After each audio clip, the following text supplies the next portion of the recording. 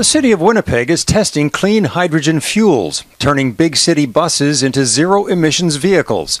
Ottawa believes hydrogen will help meet its 2030 carbon emissions targets. But Canada's Environment Commissioner says in his report the government is not being realistic. For example, Natural Resources Canada estimates clean hydrogen could reduce carbon emissions up to 45 megatons by 2030, while Environment and Climate Change Canada estimates reductions of just 15 megatons.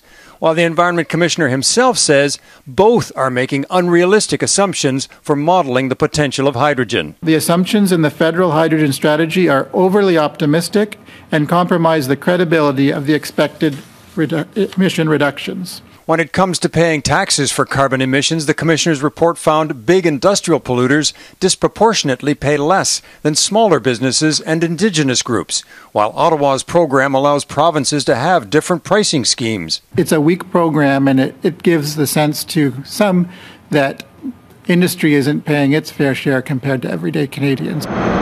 Reaching targets will only take longer, say experts, if some industries get unfair exemptions. Not addressing the larger polluters today is going to delay the faster transition later. For workers in fossil fuel industries, the Commission says Ottawa still hasn't introduced promised legislation to help them transition to new jobs. They talk about a just transition from oil and gas, but provide no support to Canadian energy workers who are losing their jobs. The Minister of Environment pointed to successes while acknowledging the government must do more. The Commissioner said that the federal government would reach its 25% emission reduction target this year, not in 2025. Our plan is working. I'll agree that there's way more we need to do. Indeed, the Environment Commissioner says Canada lags behind other G7 countries in reducing greenhouse gases. We cannot afford a fourth decade of failure on climate action. And the climate change clock, he says, never stops ticking.